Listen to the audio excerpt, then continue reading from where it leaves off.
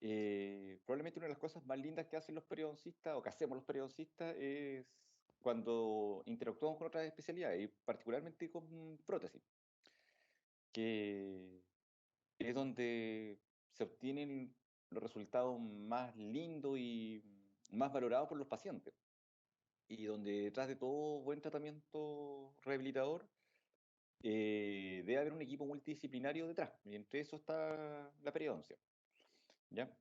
Y ojo que cuando hablo de rehabilitación, necesariamente involucra a otras especialidades. La clase se llama periodoncia y prótesis, pero en realidad es como periodoncia y rehabilitación.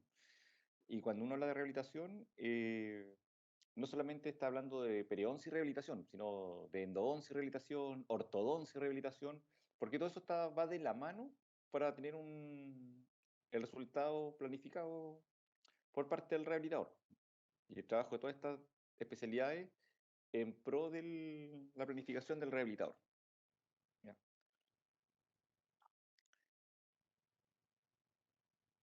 Bueno, cuando uno habla de rehabilitación, uno no solamente se refiere al paciente desdentado total. Eh, la necesidad de rehabilitación va desde problemas funcionales, la ausencia de dientes, problemas estéticos, y son todas complicaciones que tienen los pacientes que son motivos de consulta y que el dentista general debe evaluar, probablemente derivar a un rehabilitador y el rehabilitador trabajar junto a su equipo multidisciplinario. ¿Ya? En el caso que les muestro en la foto, no solamente vemos la ausencia de algunos dientes inferiores, sino también vemos la mala situación de los dientes superiores. Problemas de estética, alteraciones en los senos, hay patología periodontal, podemos ver que hay inflamación en las zonas proximales, hay desgaste, hay lesiones cervicales no cariosas, mezclas de restauración, entonces hay una serie de cosas por mejorar, ¿cierto? Que el paciente lo tiene inconforme. Ahí podemos ver la vista mandibular, en que además de la condición maxilar que vimos, también se ve la ausencia de múltiples dientes mandibulares. O pacientes como ella, una paciente que que tuvo una periodontitis, bueno, tiene una periodontitis muy severa, que ha generado pérdidas dentarias y además genera una gran secuela periodontal que podemos ver. Ella es una paciente ya tratada y podemos ver, de hecho, esta es una foto en su mantención, en que podemos ver cómo esta patología generó tanta secuela y que ahora requiere además recuperar aquellos dientes anteriores que perdió producto de la enfermedad. Entonces, a estos pacientes hay que darle solución, pues no una solución solamente desde el punto de vista protésico o rehabilitador, sino ni que interactuar con otras especialidades y entre eso con periodoncia. O en esta paciente también podemos ver alteración de los cénitos, ausencias dentarias, falta de estética, hay una prótesis removible en malas condiciones. Bueno, todo esto es lo que hacemos. Y lo primero, cuando nosotros evaluamos a un paciente, lo más importante, y siempre yo trato de ser enfático en eso, lo más importante es el motivo de consulta. En la medida en que nosotros podamos identificar el motivo de consulta, vamos a ser capaces de orientar nuestro tratamiento a satisfacer las necesidades del paciente. Pero una vez que tenemos el motivo de consulta, nosotros debemos hacer una adecuada evaluación, un adecuado diagnóstico, y cuando son casos complejos como el que los vimos anteriormente, son diagnósticos separados, diagnósticos que van desde el punto de vista rehabilitador, desde el punto de vista ortodóntico, desde el punto de vista periodontal, para poder plantear los pronósticos y mezclar todo esto en la simulación y planificación de tratamiento. Así como debiese lograrse el éxito terapéutico. Como objetivo de la clase, eh, vamos a evaluar los factores periodontales que deben ser considerados para la planificación protésica. Vamos a hablar de aquellos factores que son biológicos, biomecánicos y estéticos. Y siempre quiero que piensen cuando hablemos de periodoncia y prótesis, la relación que se establece entre estas dos especialidades es como lo decía Forrest Gump, es como pan y mantequilla. Realmente son muy de la mano una con otra.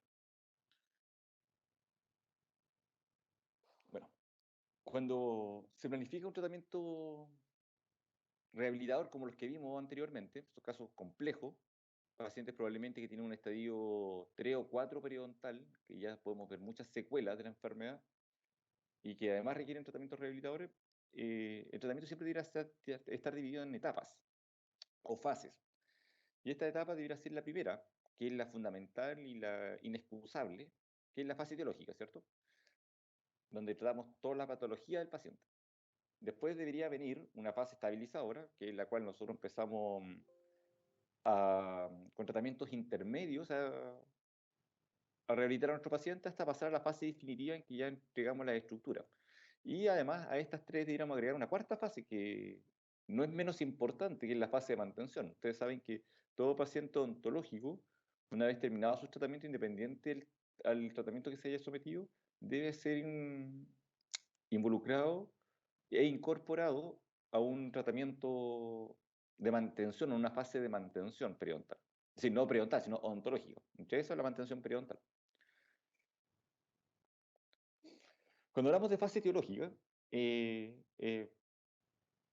uno habla de fase etiológica y lo primero que se le viene a la cabeza es tratamiento periodontal. Efectivamente, la fase etiológica resolvemos todas las que son las patologías del paciente, entre esas el tratamiento periodontal, resolvemos la patología periodontal, se eliminan los dientes con mal pronóstico, se realizan las endodoncias en aquellos dientes que lo requieran, las restauraciones directas y las provisionalizaciones.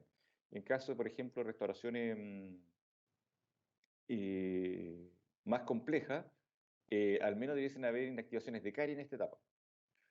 De ahí pasamos a la fase estabilizadora, en que se generan las prótesis de trabajo, las provisionalizaciones de dientes que requieren prótesis fija, por ejemplo, la cirugía preprotésica, la cirugía de desarrollo de sitio, la cirugía plástica periodontal y la cirugía de implante.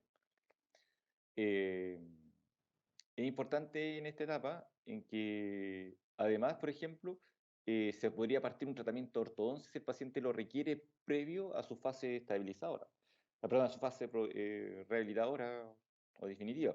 Entonces, esta es una etapa que puede ser muy breve o puede ser una etapa que puede extenderse años antes de llegar al resultado final. Y en la fase definitiva, bueno, ya se hacen los últimos ajustes, se genera la toma de impresión, las pruebas de estructura, inserciones de estructura, y con eso ya al paciente se le incorpora una fase de mantención. Muchachos, durante la presentación, si hay alguna duda, si es necesario que repita algo o, o me detenga en algún tema, por favor levanten la mano y que alguno de los muchachos, no sé, Ricardo. Ricardo. Sí, estoy acá. ¿Puede actuar de moderador para que Okay. sea un poquito más interactiva la clase? A lo mejor no que me interrumpan con el micrófono, pero que levanten la mano y le dan la palabra para que haga la pregunta el No hay estudiante. problema. ¿Ya? Bueno, entonces, como les decía, cuando planificamos un tratamiento rehabilitador tenemos estas tres fases y considerando una cuarta, que sería la fase de mantención, en la cual planificamos el tratamiento rehabilitador y ya vieron en qué etapa interviene la periodoncia. Ya vieron que periodoncia interviene en la fase etiológica y después en la fase estabilizadora. Aún así, cualquier tratamiento rehabilitador o de ortodoncia que se desee iniciar debe ser en salud periodontal. Probablemente una de las piedras de tope para poder continuar a una siguiente etapa es esta. Es cuando el periodoncista dice, sí, este paciente ya pasa a mantención, ya está tratado, fue reevaluado exitosamente y ya puede pasar a sus mantenciones. Entonces, no olviden, siempre, independiente de la especialidad que hagan, independiente de lo que hagan, siempre preocuparse que sus tratamientos estén sobre un paciente tratado periodontal. Entre las consideraciones de los tejidos periodontales para la rehabilitación, que es uno de los objetivos de la clase que ustedes deben considerar al momento de ver si hay lo remanente que hay en boca puede ser considerado en una rehabilitación, es evaluar los dientes pilares que estén sanos y estables, ¿cierto? Independiente de que esta rehabilitación sea en base a prótesis removibles, en base a implantes, en base a prótesis fijas o a la mezcla de estas estructuras, siempre deben preocuparse que tanto los dientes pilares como dientes vecinos estén sanos y estables. ¿Ya? La presencia de una banda de encía adherida funcional. Esto también es muy importante. Incluso, si ustedes van a rehabilitar con una prótesis removible, es importante que el paciente tenga bandas de encía o mucosa queratinizada que sea funcional y que permita la estabilidad tanto de la estructura protésica y que además mantenga la salud de los pilares o implantes que vayan a estar en relación a este tejido. Sabemos que cuando la mucosa, es decir, la encía adherida o la mucosa queratinizada no es funcional, genera problemas porque es un tejido móvil, ¿ya? Entonces, genera problemas desde el punto de vista de la función de las estructuras, como puede también generar problemas por acumulación de placa. El vestíbulo y piso de boca compatibles con los requerimientos protésicos. Esto es muy importante porque si no tenemos vestíbulo, no podemos insertar parte de la estructura, por ejemplo, un aparato removible. Puede ser un problema para la colocación de implantes, por ejemplo. Entonces, también es un requisito que nosotros debemos evaluar en nuestros pacientes. Presencia de papila y puntos de contacto. Esto es muy importante porque esto además tiene una consideración estética, además de funcional. La arquitectura gingival y de los rebordes óseos, los reparos anatómicos, que ustedes saben que a medida que hay alteraciones de los tejidos, hay pérdida de tejidos, podrían movilizarse estos reparos óseos y quedar más cercanos al reborde. Por ejemplo, el nervio mentoniano, que puede quedar más aflorado en pacientes que tienen severas reabsorciones mandibulares. Y presencia de alteraciones mucogingivales, que sabemos que idealmente deben ser corregidas. ¿Ya? En este punto es importante ayudarse en los exámenes complementarios. Cuando nosotros evaluamos a estos pacientes, es importante tener modelos de estudio, es importante montar estos modelos, es importante tener fotos, tanto faciales como intraorales, porque con la mezcla de toda esta información nosotros podemos ir evaluando estas distintas consideraciones en los tejidos periodontales. Cuando hablamos de prótesis, nos referimos a los distintos tipos de prótesis. Yo hablé de que había una etapa etiológica, una fase etiológica, una fase intermedia y una fase definitiva.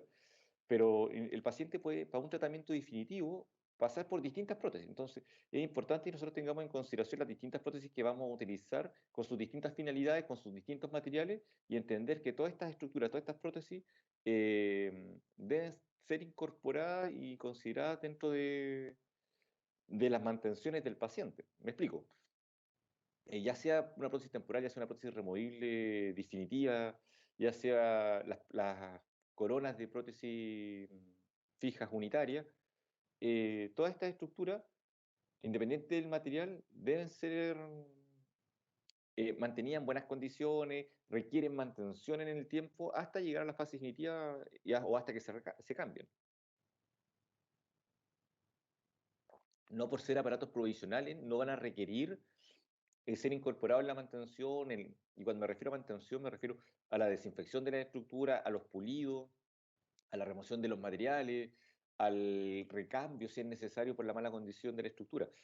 Entonces, este proceso es un proceso muy continuo en que constantemente requieren estar siendo reevaluados y mantenidos los tratamientos que se van avanzando. Cuando hablamos de rehabilitación de los pacientes, debemos entender que este es un paciente distinto al paciente sano, paciente que no viene con patología periodontal.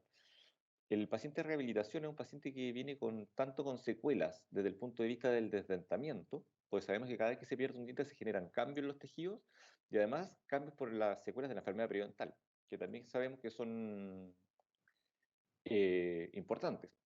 Dentro de las secuelas del desdentamiento, rápidamente vamos a ver que podemos ver migraciones dentarias, alteraciones de la arquitectura gingival, atrofia y colapso de los rebordes, el reborde fibroso, pérdida de dimensión vertical, alteración de la planimetría cruzal, disminución o pérdida de encía queratinizada.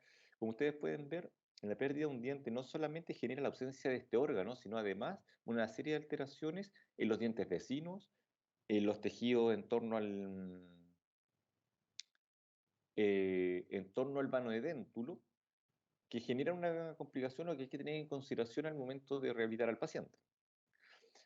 Además, si el paciente tiene patología periodontal y tiene secuelas de esta enfermedad, vamos a encontrar que hay pilares que van a estar con pérdida de su soporte, por lo tanto pueden tener movilidad, va a haber migración de esos dientes, va a haber alteración oclusal, aumento de la corona clínica, alteración de la relación corona-radicular, pérdida de los paralelismos dentarios. Entonces, todas estas complicaciones, cuando uno las evalúa por separado, uno la evalúa desde el punto de vista periodontal, uno dice, ah, bueno, se puede tratar el paciente, se puede corregir y son secuelas que quedan.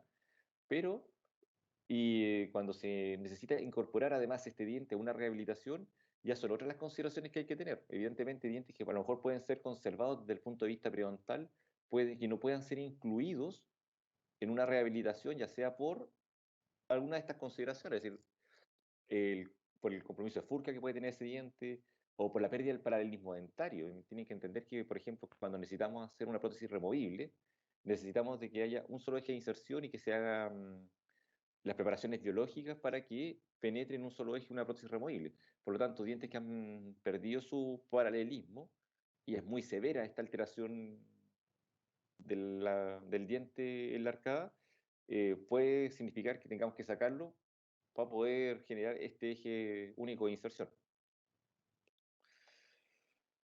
Entonces, con toda esta información que hemos visto hasta ahora, podemos ver que rehabilitar pacientes seculados periodontales es un tema. Ya sabemos que, además, debe haber salud periodontal para poder tratar a todos estos pacientes. Es decir, antes de pensar en la rehabilitación, tenemos que pensar en que este paciente debe quedar sano, y no solamente sano desde el punto de vista periodontal, sino debe quedar sano desde el punto de vista cariogénico, debe quedar sano desde el punto de vista de lesiones apicales, endodónticas. El paciente debe estar sano, ¿ya? Y este paciente, con todas esas complejidades, debe ser incorporado a su rehabilitación. Esto es lo que ustedes debiesen analizar, por ejemplo, cuando tomen sus pacientes de rehabilitación oral.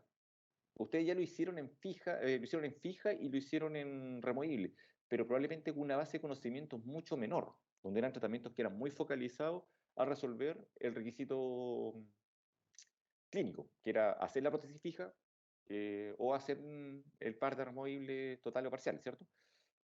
Pero ahora ustedes están en quinto, y en quinto la visión que tienen ustedes de un paciente ontológico es mucho más amplia, tienen muchas más herramientas, tanto diagnósticas como de juicio terapéutico, para poder planificar. Y además de esto, están en condiciones de incorporar estas variables en el análisis de sus pacientes. ¿Ya? Ustedes están cada vez más cerca de ser dentistas que seguir siendo estudiantes. Ahora ya me voy a focalizar en algunas consideraciones que debemos tener según las distintas alternativas rehabilitadoras.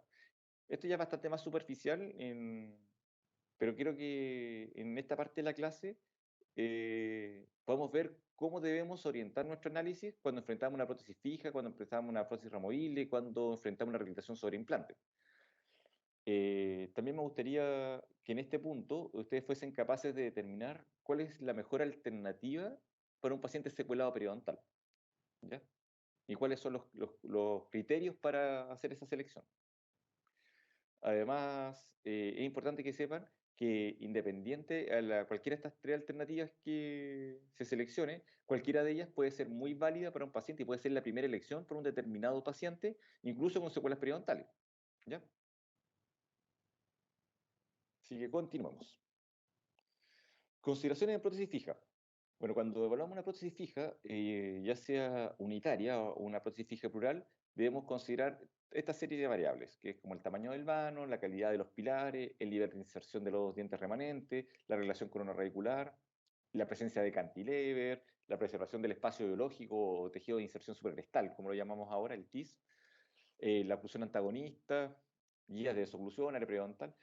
Todas estas que son variables o consideraciones que nosotros debemos evaluar. Cuando nosotros tenemos nuestro caso, tenemos ya está el paciente tratado, el paciente ya está sano periodontalmente y empezamos ya a definir cómo vamos a rehabilitar a este paciente, son estos los elementos que ustedes deberían considerar. Por lo tanto, en sus pacientes de rehabilitación, cuando ustedes enfrentan a su paciente de rehabilitación, deberían echar una miradita a este diapo e ir punto por punto evaluando cada una de las variables. Cuando uno ve, por ejemplo, piensa en el vano, probablemente a ustedes se les puede venir un concepto que es la ley de Ante. ¿A alguien le suena lo que es la ley de Ante? No, no. ¿No sabe lo que es la ley de Ante? Porque si saben lo que es la ley de Ante, no se la voy a explicar. Si no saben, debo explicársela para que entiendan el contexto de este análisis.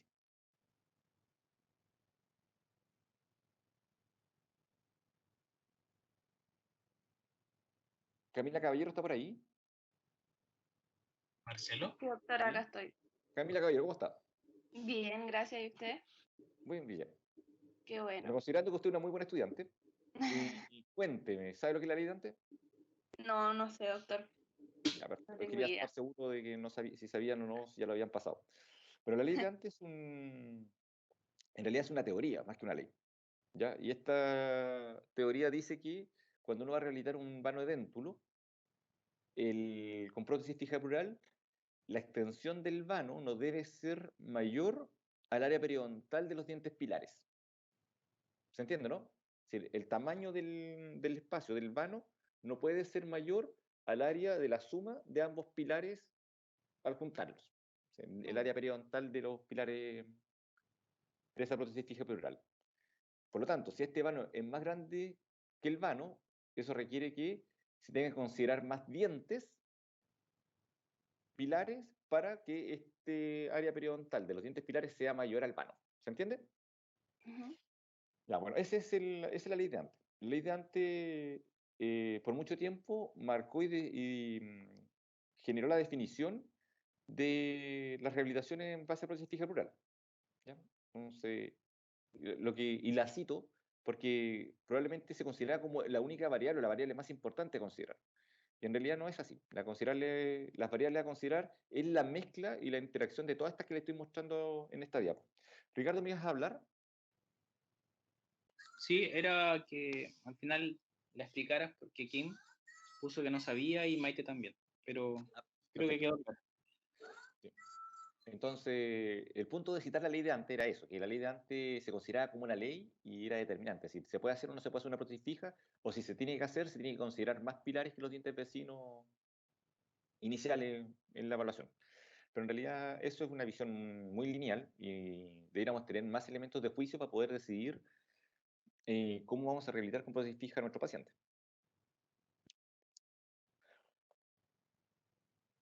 Cuando hablamos de prótesis fijas plurales, la prótesis fija plural genera múltiples beneficios respecto, por ejemplo, a una prótesis removible. ¿Por qué? Porque la prótesis fija plural genera el principio de ferulización. Esto tiene que verlo en el contexto de un paciente secuelado periodontalmente, ¿cierto?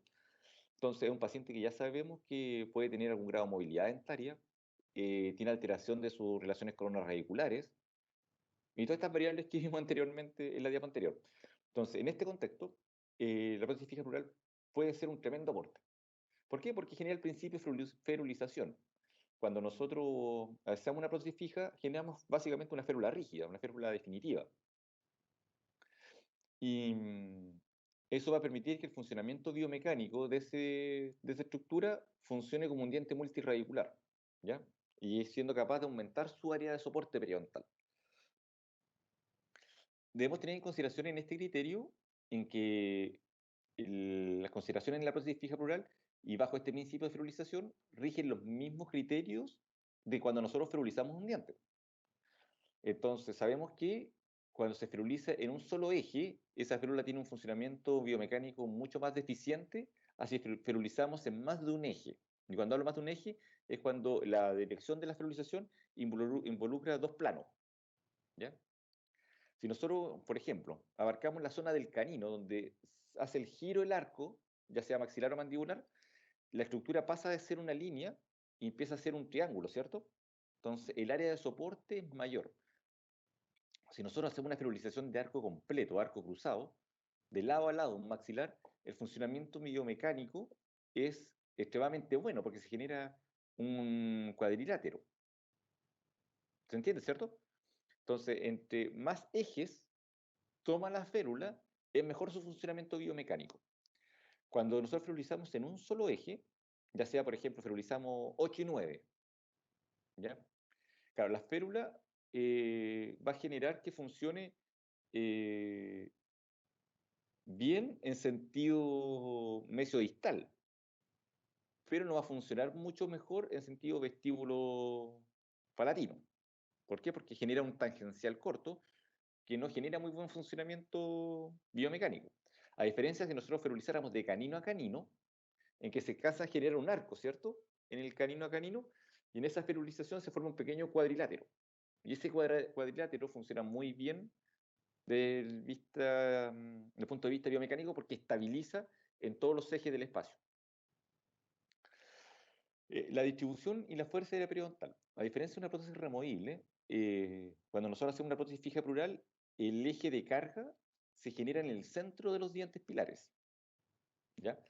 En una prótesis removible, nosotros tratamos con todas las medidas, con el manejo del conector menor, del apoyo cruzal, del brazo recíproco y del brazo retentivo, redireccionar las fuerzas en el área periodontal. Pero en la prótesis fija plural, estas fuerzas quedan centradas. ¿Por qué? Porque la estructura va sobre el diente, directamente.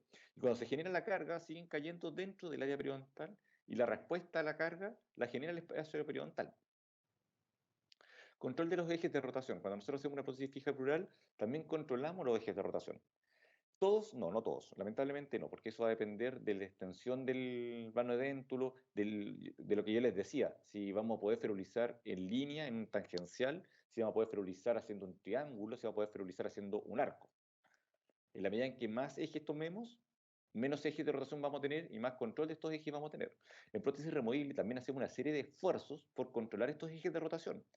Aumentamos las sillas protésicas, usamos retención indirecta, disminuimos la cantidad de dientes que ocluyen, hacemos una serie de factores para poder controlar los ejes de rotación.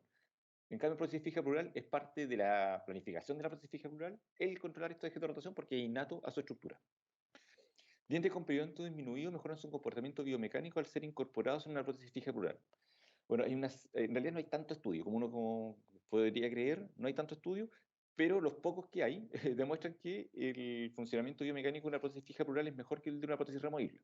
Y que en dientes seculados periodontales la prótesis fija plural funciona mejor o mejora el comportamiento biomecánico de estos dientes por separado.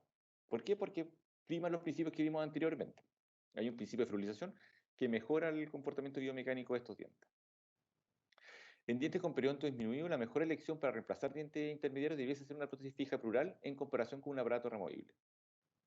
¿Ya?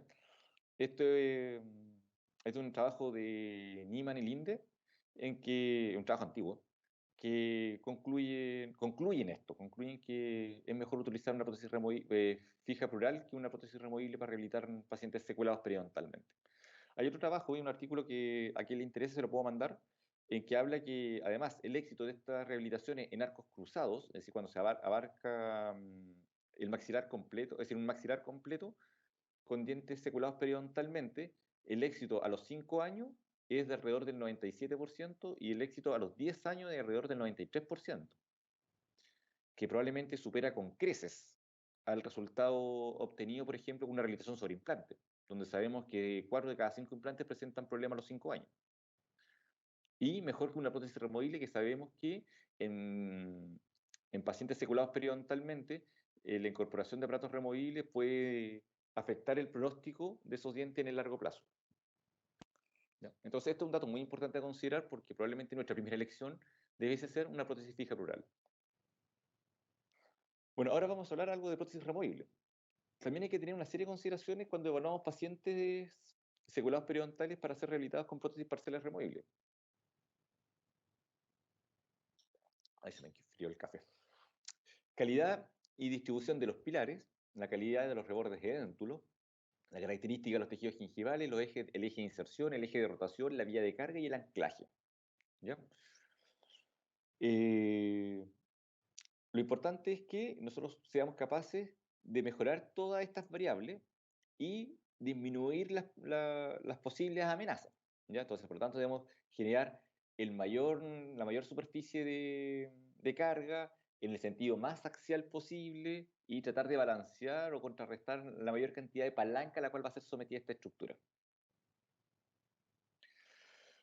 Entonces, esto yo sé y lo tengo clarísimo. Ustedes lo vieron en prótesis removible y es solamente un repaso, así que lo pasaré rápidamente.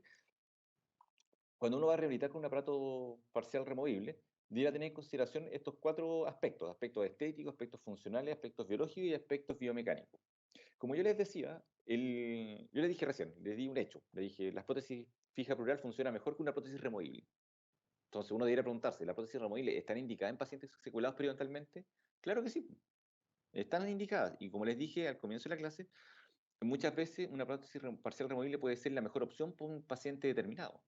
¿Ya? Recuerden que son muchas las variables que hay que considerar, variables estéticas, variables económicas, tiempo, las patologías del paciente. Hay una serie de condiciones que muchas veces nos restringen las distintas indicaciones terapéuticas. Entonces, siempre debemos considerar que la prótesis parcial removible es una alternativa y es una muy buena alternativa en la medida que esté bien planificada. Cuando hablamos de requisitos estéticos, y esto es importante que lo diferencien bien, es decir, cuáles son requisitos estéticos, cuáles son requisitos funcionales, cuáles son requisitos biológicos.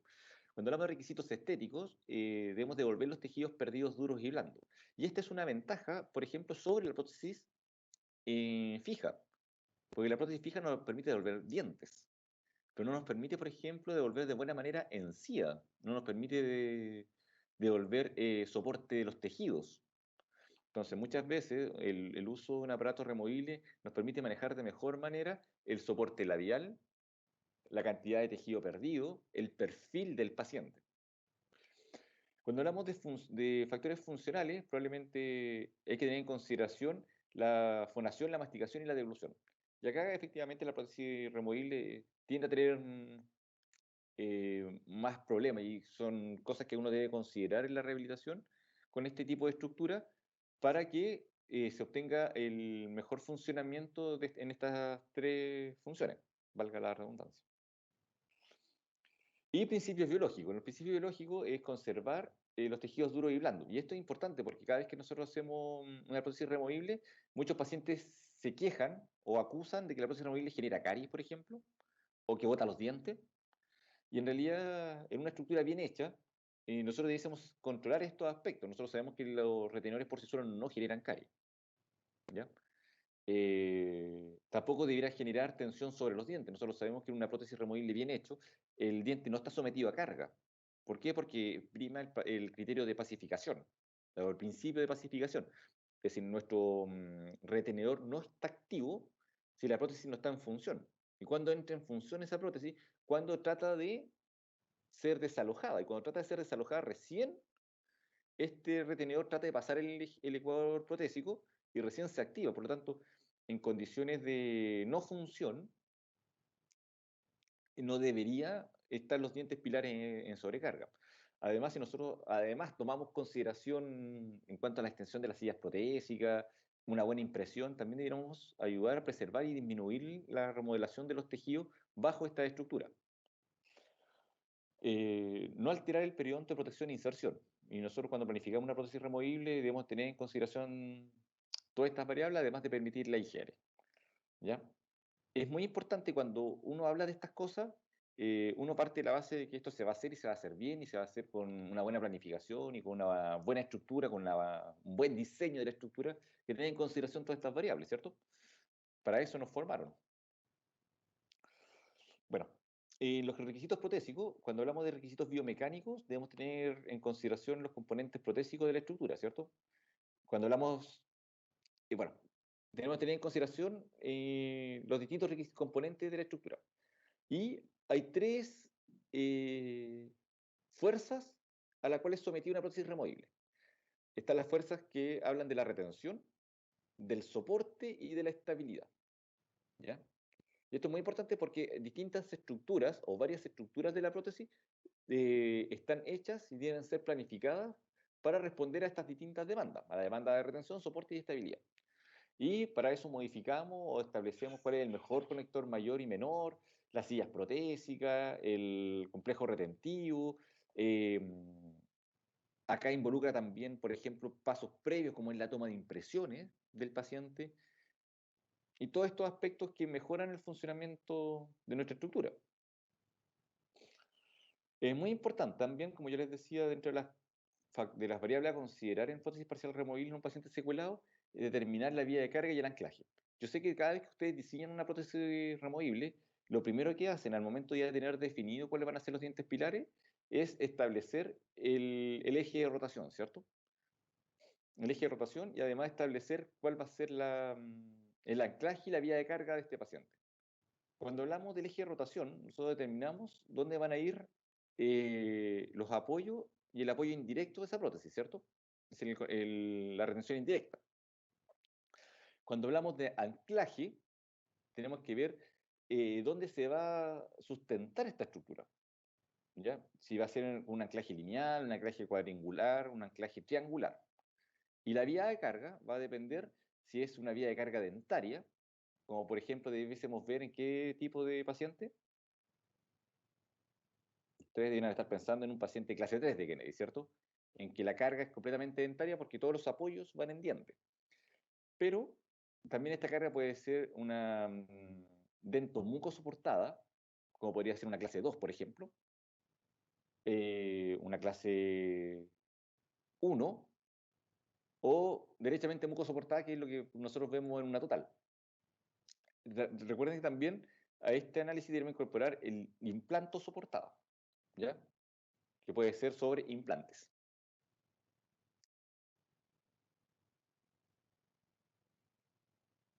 Bueno, respecto a esto, y solamente para aclarar, la vía de carga es donde se soporta la retención y el anclaje, el anclaje va a determinar la estabilidad de los ejes de rotación, ¿ya? En prótesis removible, probablemente lo más complejo en una prótesis removible es el manejo del extremo libre. ¿Por qué el extremo libre? Porque el extremo libre genera una diferencia de tejido. Cuando nosotros comparamos dientes con dientes, la resiliencia es más o menos similar. Y aún así hay diferencias, porque evidentemente la resiliencia de un diente unirradicular es distinta a la de un diente multiradicular. Pero además debemos considerar que la resiliencia que tiene un diente respecto a la mucosa también es alta, ¿ya? Si un diente se mueve 0,1 por la flexibilidad que le da el espacio periodontal y una movilidad fisiológica del diente, la mucosa puede incluso ser deprimida en 1,3 milímetros. Entonces, esta diferencia de fuerza genera un eje de rotación importante. Y siempre que recibe la mayor carga va a ser el que tiene menos movilidad, en este caso sería el diente. Este mismo principio se aplica cuando nosotros queremos unir dientes con implantes, ¿ya? Nosotros sabemos que el diente se mueve, porque el diente tiene un espacio periodontal, tiene un ligamento periodontal que está hecho para amortiguar la fuerza, pero el implante no, porque el implante es una anquilosis entre el diente y el hueso, es decir, entre el implante y el hueso, por lo tanto su movilidad es de 0,01. Es decir, clínicamente no es percibible y no debería haber movilidad de un implante. De hecho, cuando uno ve un implante móvil, independiente de su grado de movilidad, debería considerarse en falla.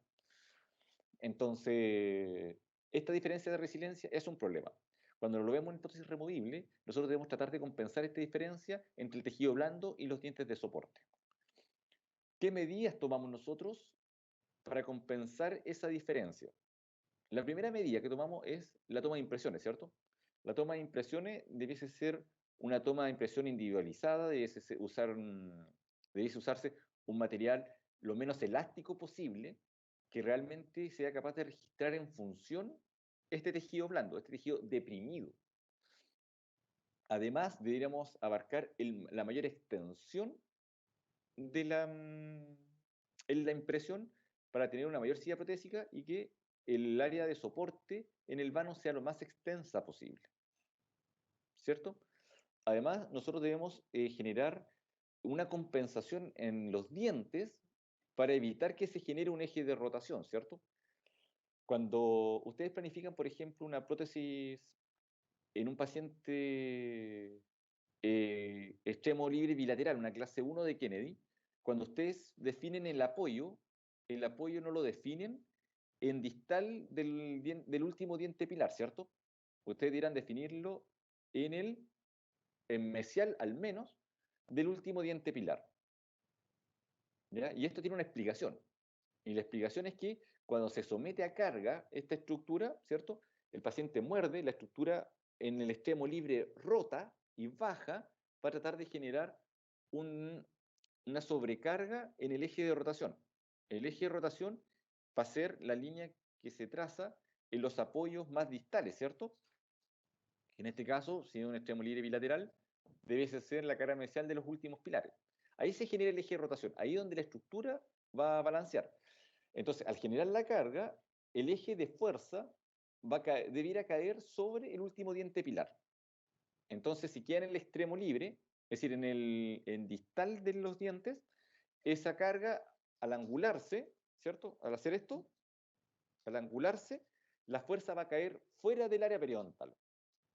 En cambio, si queda en mesial, al hacer la fuerza, esa fuerza oblicua, ¿ven esas flechas blancas? Esa fuerza oblicua que se va a generar va a caer dentro del área periodontal y va a ser soportada por el ligamento periodontal que está hecho para recibir carga. ¿Todos entienden esto, cierto? Yo sé que esto ustedes lo vieron en removible, lo van a ver ahora en rehabilitación oral, y yo se los repaso en esta clase.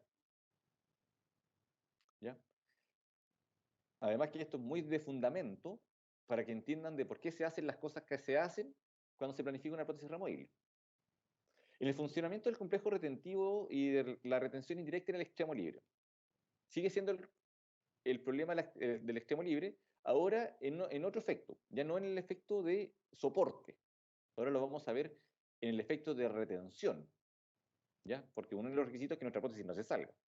Entonces acá interactúan una serie de requisitos para que esto realmente podamos contrarrestar las palancas. Cuando se genera un movimiento extrusivo de la prótesis, por ejemplo, cuando el paciente come algo adhesivo, la prótesis va a tratar de desalojarse, ¿cierto? Cuando trata de desalojarse es cuando recién se activa el complejo retentivo, ¿cierto? Cuando se trata de salir la prótesis, este complejo retentivo que se encuentra bajo el ecuador protésico del diente está inactivo. Pero cuando trata de desalojarse y trata ese retenedor de pasar el ecuador protésico es donde se activa y genera su efecto de retención. Lo mismo, ese es el principio general del complejo retentivo. Pero esto parte de antes, también parte desde la toma de impresión. Cuando nosotros tomamos la impresión tratamos de extender la silla protésica lo más posible, incorporando pocos dientes. ¿Ya? ¿Por qué? Porque al incorporar menos dientes, tiene menos área para hacer fuerza en sentido contra el soporte, pero además genera menos fuerza al momento de hacer la adhesión y la extrusión de la estructura. Lo otro es el uso de la retención indirecta, porque ¿cómo funciona esta retención indirecta? Cuando el paciente muerde algo adhesivo, se trata de desalojar la prótesis, se activa el retenedor, el apoyo se encuentra en el mismo aparato retentivo, ¿cierto? Que debiese ser el mesial del diente distal. Pero si la fuerza es muy fuerte y desaloja y el retenedor sobrepasa el ecuador protésico, hay una siguiente estructura que se activa, que es la retención indirecta. ¿Y qué hace la retención indirecta? Cambia el eje de la palanca, cambia el punto de apoyo. Entonces el punto de apoyo deja de estar en mesial del diente distal y pasa hacia anterior. Por lo tanto, aumenta el brazo retentivo y hace que la estructura, en realidad no es el brazo retentivo, agranda la palanca, mesializando el apoyo, el eje de rotación, haciendo que la estructura quede más pesada y por sí sola no se pueda levantar o la fuerza extrusiva no sea suficiente para desalojarla.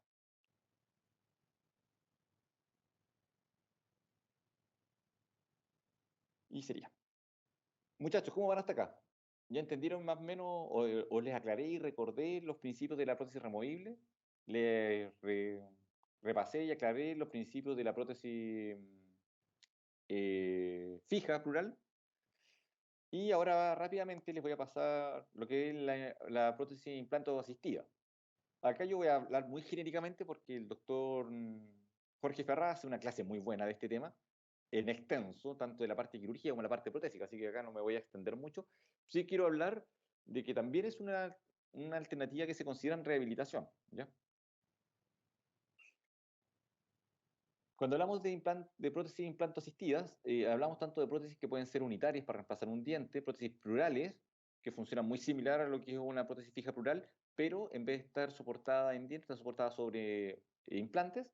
Una prótesis híbrida, en que no solamente reemplazamos tejido dentario, sino también restituimos parte del tejido blando perdido. Y las sobredentaduras, que son estructuras que tienen una retención por implantes. A los movimientos extrusivos se afirman de los implantes, pero para los movimientos intrusivos funciona igual que una prótesis removible. De toda esta estructura, probablemente la que debiera estar dentro de las competencias de un dentista general debería ser la sobredentadura, más que por la parte quirúrgica, en la parte protésica. ¿Por qué? Porque el principio de una sobredentadura son los mismos principios de una prótesis removible, total. todo aquel dentista que sepa hacer una buena prótesis fija total debiera poder desarrollar de buena manera la rehabilitación de un paciente utilizando 2 implantes para su retención. Generalmente esta prótesis se utiliza en mandibular, ¿ya? Porque sabemos que es donde la prótesis total removible tiene una función mucho menos eficiente que una total superior. La prótesis removible superior total funciona muy bien, porque tiene una buena área de soporte, tiene harta retención por los rebordes, tiene el efecto de capilaridad del paladar, entonces genera una serie de condiciones que hace que su funcionamiento sea bastante bueno. Pero la prótesis mandibular no, por la prótesis mandibular eh, muchas veces además hay una severa reabsorción de los rebordes, por lo tanto su estabilidad es mala, su soporte es pobre y su retención es casi nada. ¿Ya? Entonces, de esta diapo, quiero que se queden con la idea de las distintas tipos de rehabilitación que hay con implantes y además que acuñen los conceptos de la rehabilitación con una sobredentadura. ¿Ya? Y que diferencien que la sobredentadura no funciona igual que una híbrida. La híbrida es implanto retenida e implanto soportada por implantes. Una sobredentadura es implanto retenida, pero es mucosoportada. Es soportada por la mucosa con los mismos principios de una prótesis total removible. Ya. Otras relaciones entre periodoncia y prótesis. Pasando al contexto más cotidiano, ya o yendo a cosas más puntuales dentro de los quehaceres entre rehabilitación y prótesis, probablemente uno de los aspectos que ustedes más debieran demandar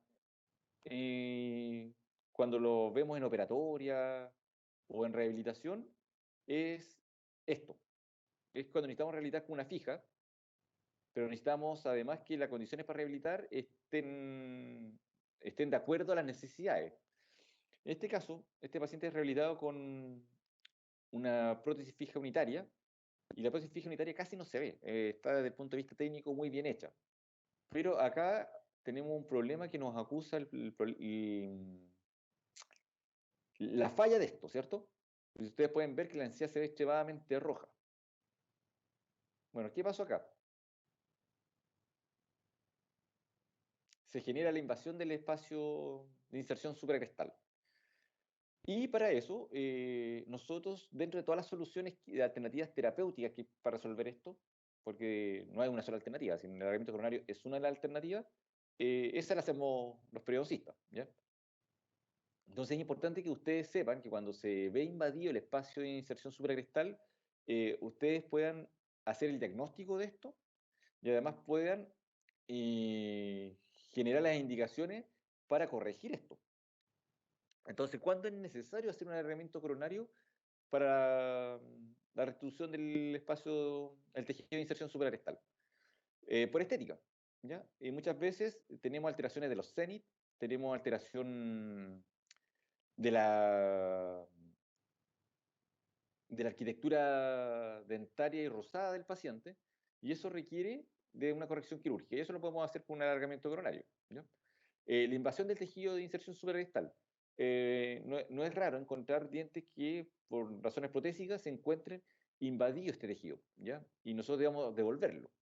Yo les decía, no hay una sola forma de devolverlo. La otra forma de devolverlo es con ortodoncia. Entonces, se ancla el diente y se hace una extrusión del diente que permite exponer la zona de la fractura de la caries del paciente, ¿ya? Pero, si no se puede hacer desde el punto de vista ortodóntico, hay que hacerlo desde el punto de vista quirúrgico. Y ustedes deben más o menos conocer cuáles son los límites de este procedimiento. Las perforaciones radiculares que afectan el tercio superior del radicular de un diente. Efectivamente, cuando se genera una perforación, también se genera una invasión no solamente del tejido de inserción suprarrectal, sino muchas veces del aparato de inserción, derechamente. Esto que cae en hueso, entonces, donde hay ligamento periodontal. Entonces, cuando son superficiales, es decir, están en el tercio superior de la superficie radicular, también tenemos la opción de, en algunos casos, corregirlo. Necesidad de aumentar la retención de pilares en prótesis fija. Muchas veces los pilares de prótesis fija son muy cortos. Es decir, el tamaño de la corona es muy chico para dar un adecuado anclaje a una prótesis fija. Por lo tanto, necesitamos agrandar y la superficie de retención. Y eso se hace, puede ser ya sea con la exclusión ortodóntica o también puede ser a través del alargamiento coronario quirúrgico. Y la necesidad de llevar dientes a plano. Cuando hay dientes que estén invadiendo el plano oclusal, una de las alternativas para poder llevar este diente a plano es a través del alargamiento coronario. Para estos casos también existe la posibilidad de hacerlo con ortodoncia. Hoy en día en el uso de microimplantes se puede generar retención suficiente para poder traccionar y llevar a plano, es decir, intruir un diente en el reborde. Pero, como les decía, esa es otra alternativa.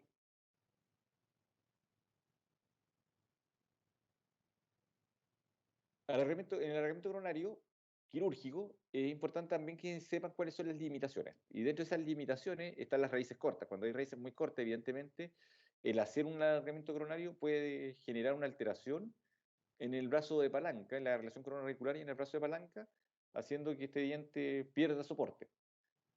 ¿Ya? Igual esta es una condición bien extrema, porque el periodonto es bastante eficiente en el manejo de la fuerza, entonces tienen que ser realmente raíces muy cortas para que lo contraindiquen. La profundidad de la lesión, esa sí es una variable importante a determinar porque muchas veces la lesión es muy profunda y el tratar de exponerla quirúrgicamente nos puede llevar a generar un defecto estético, una pérdida importante del tejido del diente vecino, que puede tener una inserción normal. Entonces, por tratar de conservar un diente, empezamos a afectar el diente vecino.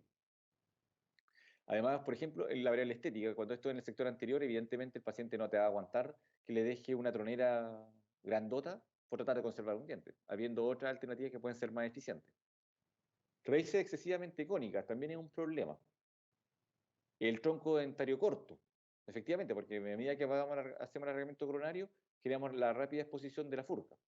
La proximidad radicular, es importante tener acceso al tejido óseo para poder remodelarlo.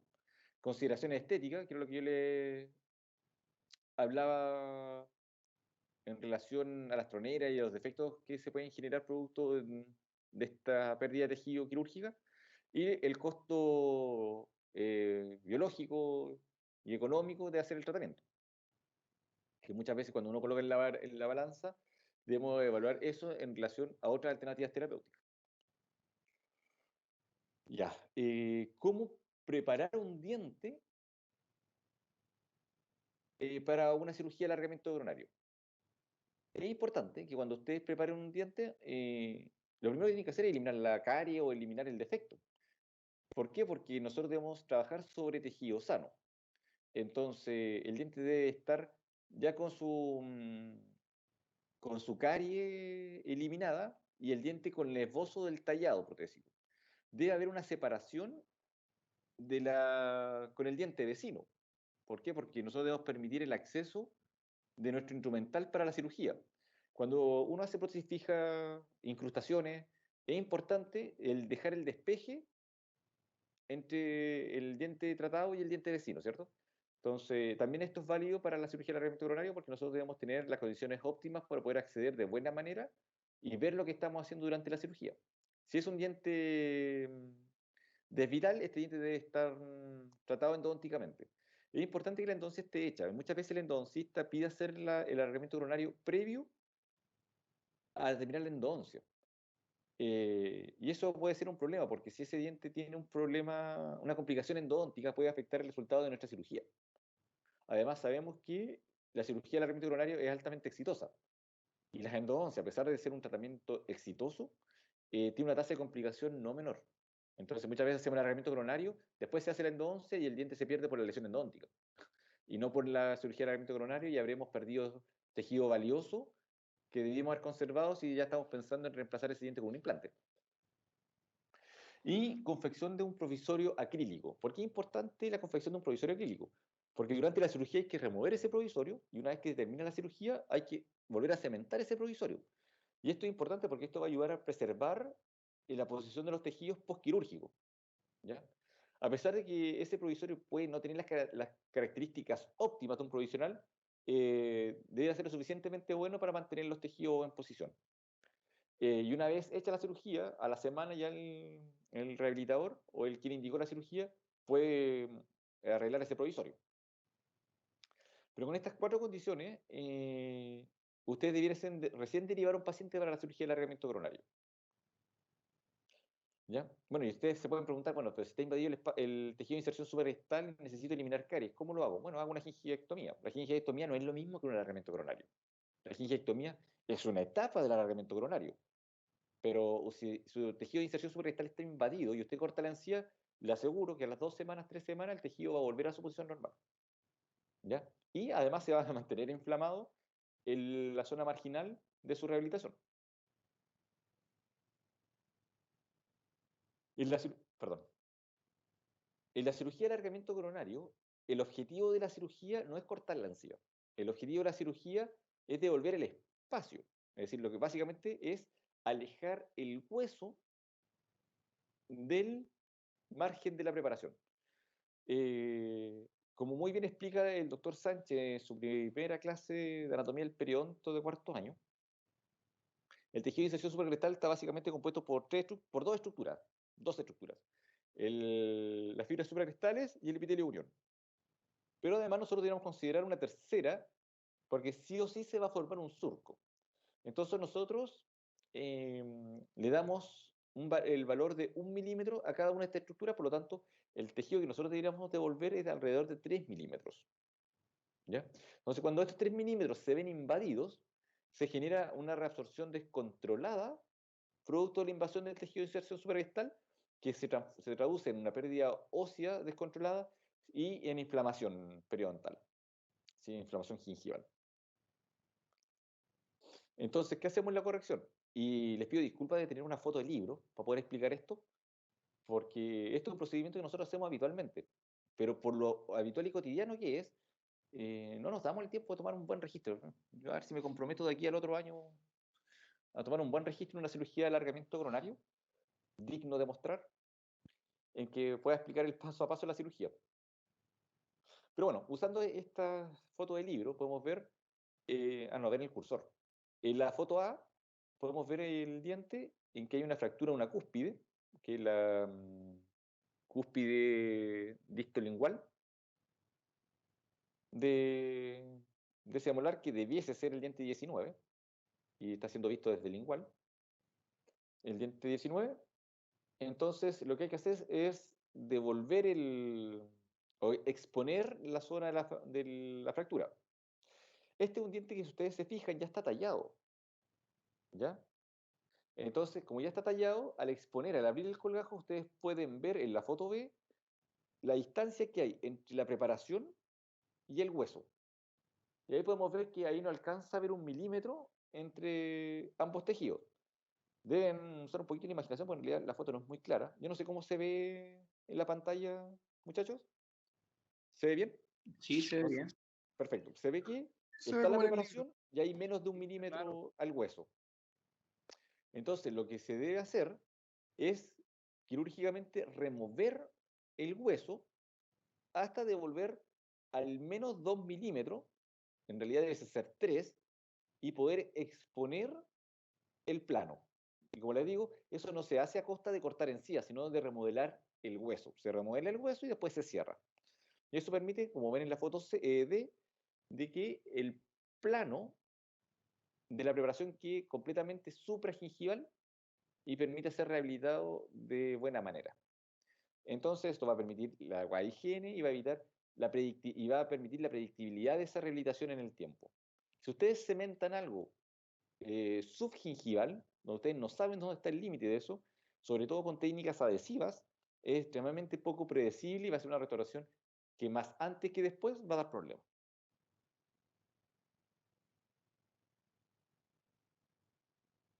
El concepto de zenit gingival. No sé si lo habían escuchado anteriormente.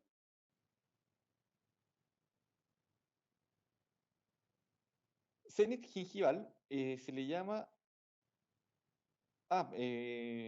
muchachos, ¿cómo van? Me quedan un par de días, pues me quedan poquito más de clase, me quedan como 10 días. ¿Están muy cansados?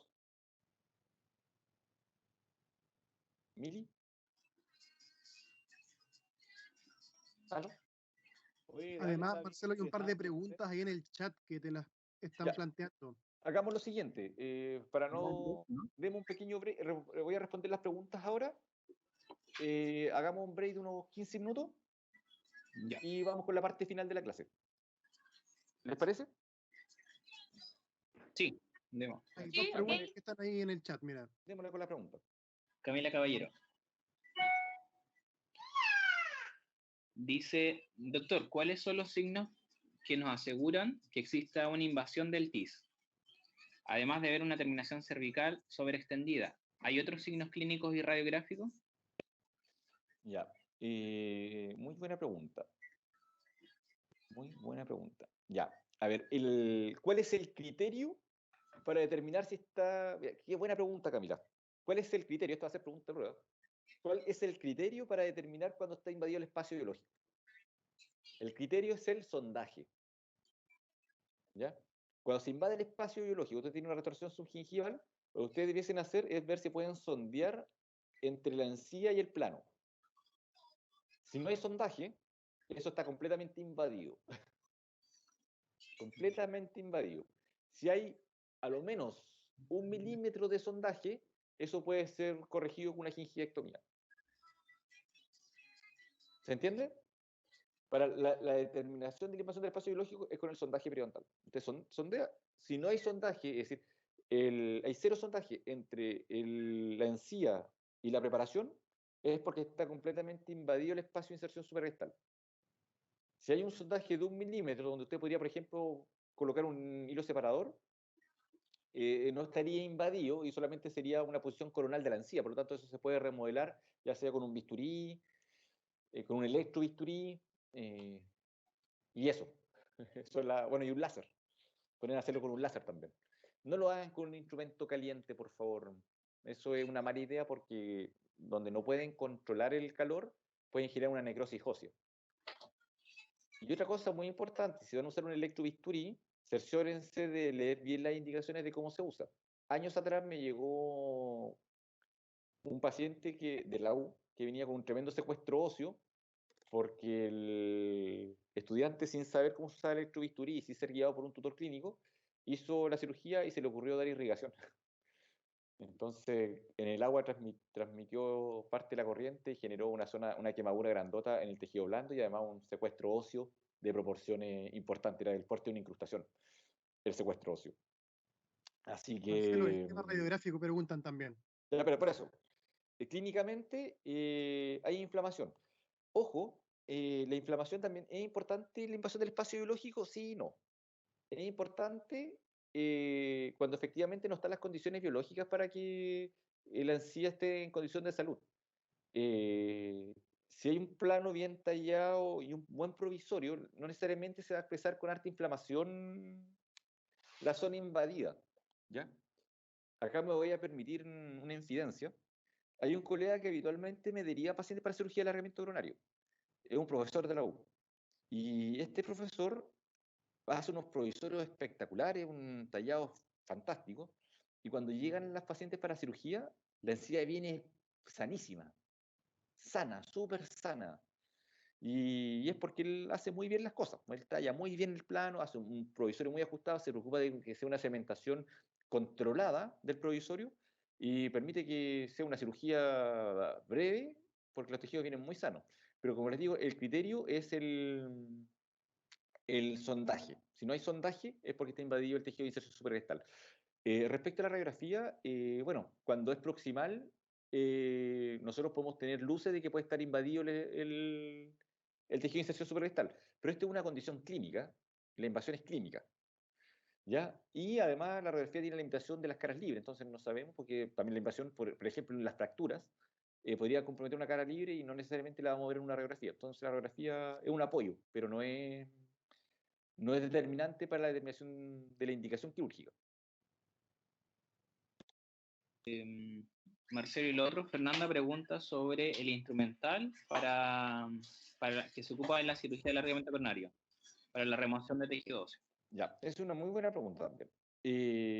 Bueno, la vieja escuela hace la la cirugía con instrumental manual, ya sea el uso de curetas, cinceles, para el remodelado óseo. Actualmente lo que más se utiliza es instrumental rotatorio, ¿ya? En un pabellón, el instrumental rotatorio debe ser de baja velocidad, ¿ya? Y para eso se utilizan fresas de carbide, de tallo largo, con buena irrigación.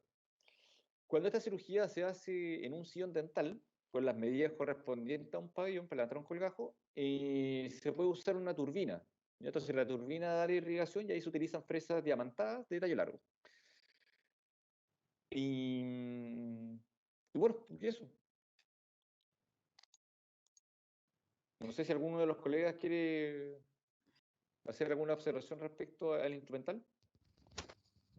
Que sí, es importante que el rotatorio es lo más utilizado, pero no olvidemos que hay una tremenda gama de instrumental manual que nos sirve para dar terminaciones un poco más acabadas de este alargamiento, donde hay limas, cinceles y otros instrumentos Las limas, claro. que fueron diseñados específicamente para esto, pero como un poco más lento, han caído un poco en el desuso y se utilizan más bien para dar terminaciones y no para el procedimiento mismo. Pero ojo que también en situaciones bastante límite donde el espacio es escaso, las limas más pequeñas son salvadoras. Entonces, no hay que mandarlas todavía a la jubilación, ¿ah? Sí, por las Sugarman y las Sluger. Sí, son muy, muy útiles. Además que tenemos recta y curva, entonces cuando el deber llama, andan muy bien.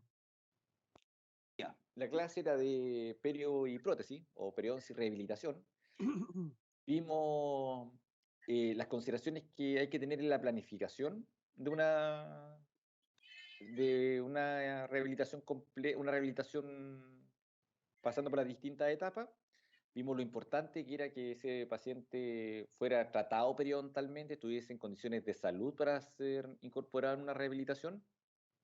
También sabemos que los pacientes seculados periodontales pueden ser sometidos tanto a tratamiento periodontal, a tratamiento rehabilitador, como también van a ver que el paciente periodontal mejora su pronóstico con tratamientos de ortodoncia o con la mezcla de ambos, ortodoncia y rehabilitación.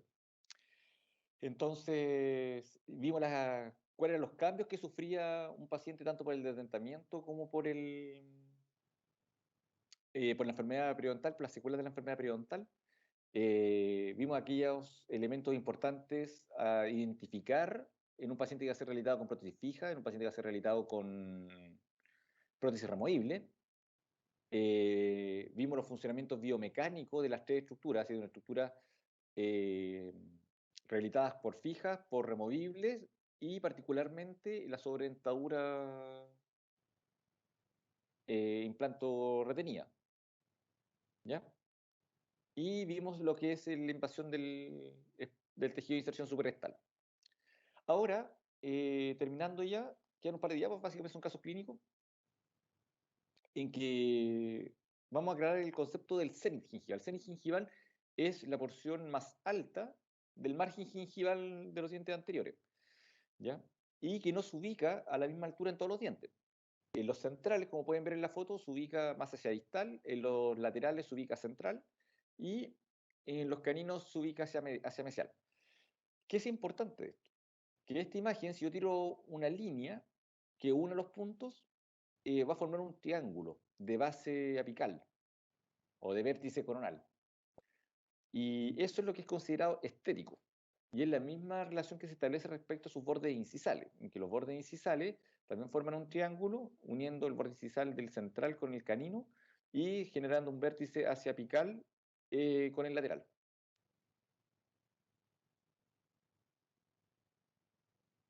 Entonces, cuando nosotros enfrentamos, por ejemplo, una condición clínica que es la erupción pasiva alterada, que también es un problema estético, y que podría ser muy tentador tratar de resolverlo desde el punto de vista protésico, en realidad, haciendo el adecuado diagnóstico, la corrección es solamente quirúrgica.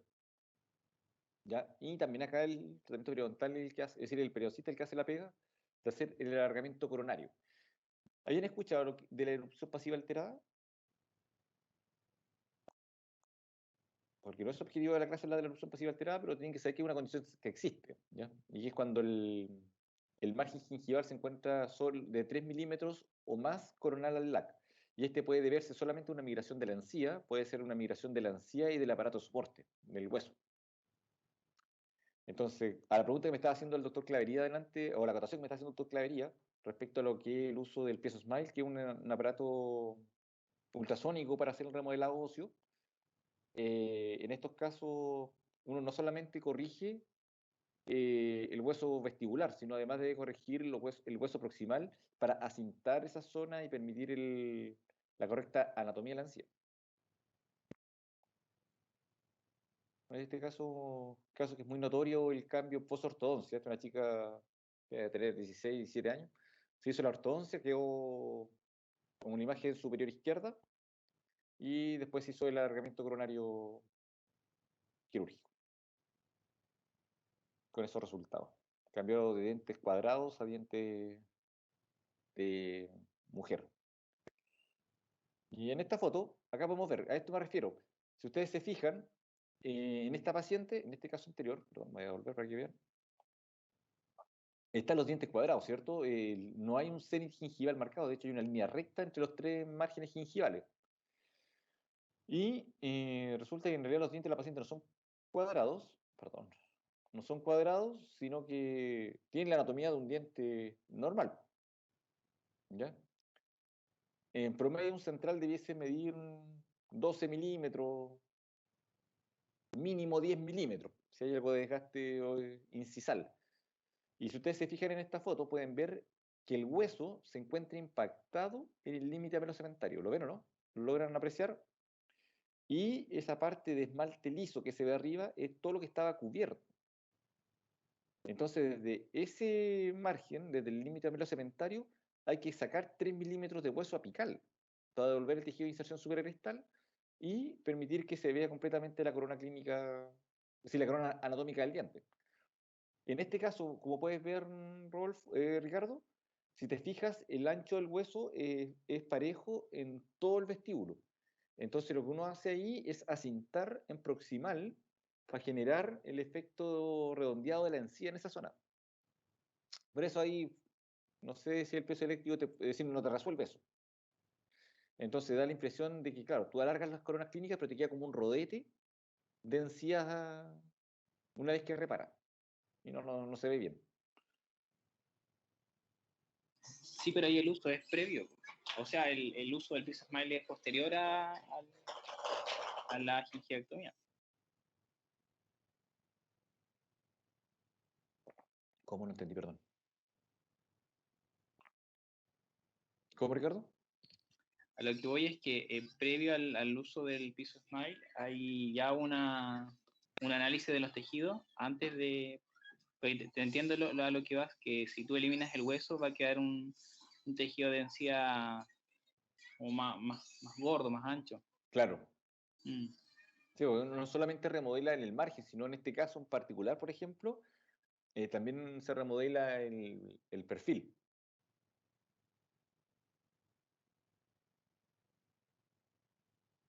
Y en proximal. Si proximal no me refiero entre las coronas, sino en el nivel radicular, uno asinta ahí el hueso para que dé el contorno gingival. Pero claro, son casos y casos. Casos más puntuales, el piezo irá a andar muy bien. Este sí Marcelo, un dato. Dime. antes de que sigas, yo creo que lo más importante destacar acá en que esto no es cortar encía ni cortar hueso, sino que es devolver el aspecto del punto de vista biológico, tanto Exacto. en ancho, altura, espesor, las tres dimensiones. Saliendo un poco de lo técnico para llevarlo a palabras un poco más sencillas. Así es. Tal cual como lo dice el doctor Sánchez. Bueno, esta imagen muestra que hoy en día con la tecnología nosotros podemos definir predeciblemente cómo hacer un alargamiento coronario. Y para eso usamos una tomografía. Esta tomografía tiene la peculiaridad de que se solicita con separación de labios. Entonces, al separar el labio, nos permite ver la encía, nos permite ver el hueso, ver el límite amelocementario. Y en base a eso, planificar cuánto es necesario remodelar, tanto de tejido blando como de tejido duro, en la cirugía.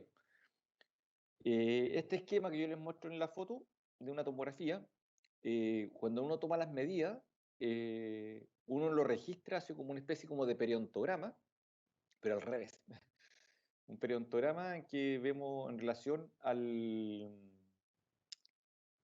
que hay que remodelar, y uno entra con el dato preciso. Entonces uno sabe cuánto tiene que cortar de encía y cuánto debe bajar en hueso para poder obtener el resultado esperado en la cirugía.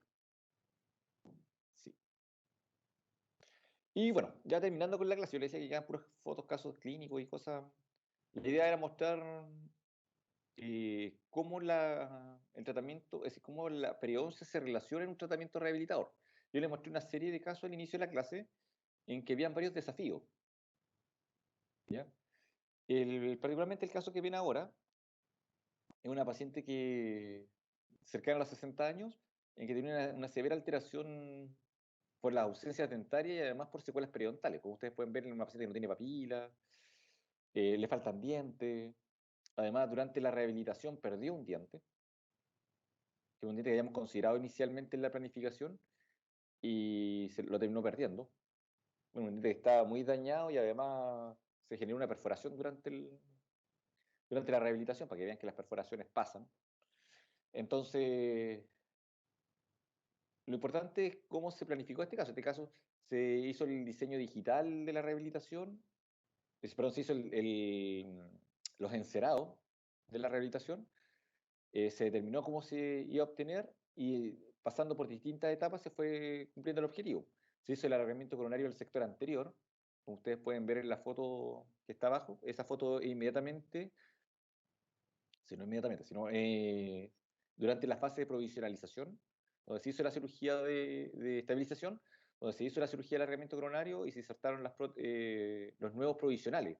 Ustedes pueden ver que los provisionales están con material agregado en la porción cervical y ya se puede ver que hay una mejor relación con los CENI. ¿Ya?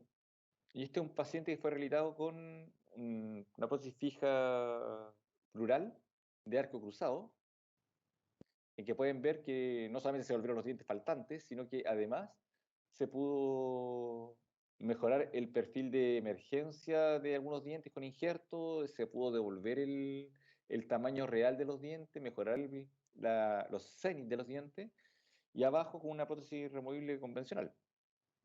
Pueden ver que tiene depósito en la paciente porque la paciente después del último procedimiento quedó con clorexidina, entonces tiene harto depósito y ya tiene que haber estado próxima a su etapa de mantención.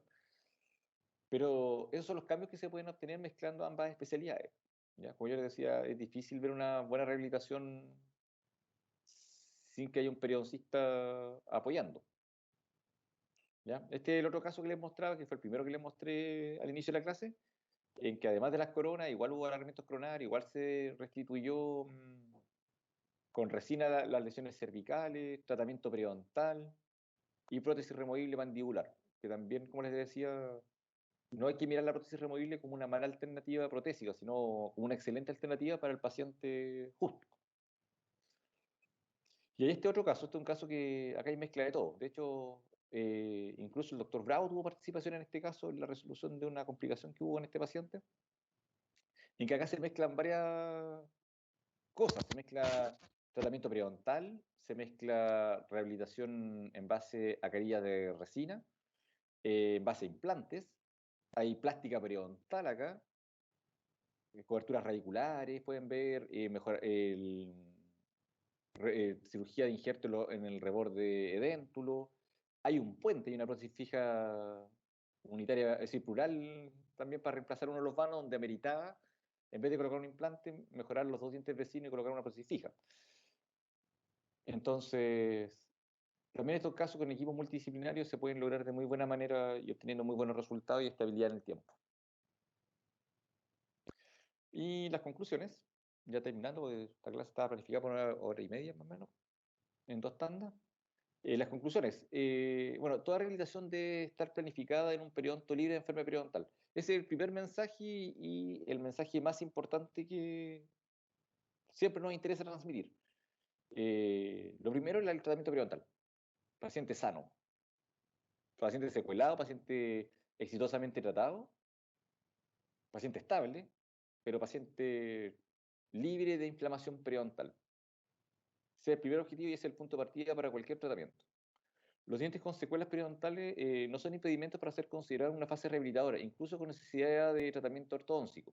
Esto es súper importante porque muchas veces los dentistas temen a que por las secuelas periodontales el paciente no se pueden usar sus dientes como pilares, ya sea en una prótesis removible, en una prótesis fija, o no puedan ser sometidos a ortodoncia para mejorar la posición de los dientes en la arcada en una rehabilitación. Y no, los pacientes exitosamente tratados sí pueden ser incorporados, a pesar de sus secuelas, sí pueden ser utilizados como dientes pilares. Lo que necesita, sí, es un trabajo multidisciplinario y que valore justamente cada diente según su condición. La mejor forma de transmitir las cargas desde aparatos protésicos a la base alveolar es a través del ligamento periodontal, de los dientes pilares, incluso en aquellos dientes que presentan un periodonto reducido. Nosotros sabemos que esta estructura, este tejido especializado es altamente eficiente en el manejo de las fuerzas, que es el ligamento periodontal. Y en la medida en que nosotros durante nuestras planificaciones seamos capaces de dirigir las fuerzas hacia el aparato, hacia este ligamento periodontal en los dientes pilares, vamos a controlar de mejor manera el funcionamiento de esa estructura. Ya sabemos que la prótesis fija plural es la más idónea para transmitir la carga en el sentido axial de los dientes, pero también debemos optimizar esto en aparatos removibles, en que es un poco más difícil, pero de igual manera se puede orientar la carga. Los dientes pilares de prótesis fija con soporte óseo disminuido presentan mejor pronóstico y menor probabilidad de perderse que dientes pilares de prótesis removible en igual periodo de observación. Y este es el estudio que yo les contaba de Niemann y Linde, que hicieron por ahí por los años 90 y algo. Y hay otro estudio que es más reciente, de un artículo hindú, pero de muy buena calidad, en que muestra igual por el seguimiento de pacientes rehabilitados con aparatos de arco, pero en este caso con prótesis de arco cruzado, y muestra que a 10 años tiene una tasa de éxito de un 93%, que es altísimo. Es la misma tasa de éxito que tienen los implantes. Y en cuanto a estabilidad, porque probablemente la tasa realmente de éxito de implantes, considerando las patologías y la estética, es bastante menor. La planificación protésica debe considerar una serie de factores tales como los biológicos, los biomecánicos, funcionales y estéticos para su planificación. Y debemos recordar que en aparatos removibles los dientes pilares pueden ser sometidos a una serie de ejes de rotación, además de la diferente resiliencia de los tejidos, tanto el tejido blando como el de los dientes. Entonces es importante que cuando hagan prótesis removible tengan todos estos datos en consideración y optimicen cada una de las herramientas que tenemos para contrarrestar estos distintos efectos. Desde el estudio, desde la cubeta individual para la toma de impresiones, desde el adecuado material de impresión, no sé, por la técnica de McCracken para compensar la resiliencia de los tejidos. Todas estas herramientas que nosotros tenemos para mejorar el funcionamiento biomecánico debemos incorporarlas. Además de tratar la infección periodontal y en presencia de alteraciones musgingivales y requerimientos de alargamiento coronario, la especialidad de periodoncia presta un apoyo crucial en pro de la realización y pronóstico de los tratamientos rehabilitadores finales. Así que a todos los que les gusta la rehabilitación deben saber que trabajarán con un periodoncista, y todos los que les gusta la perio sabrán que tenemos mucho que decir al menos en los tratamientos rehabilitadores. Así que los dejo cordialmente invitados a que sigan descubriendo lo que es esta hermosa especialidad y se vayan encantando para ver si alguno de ustedes termina siendo periodoncista y colega nuestro.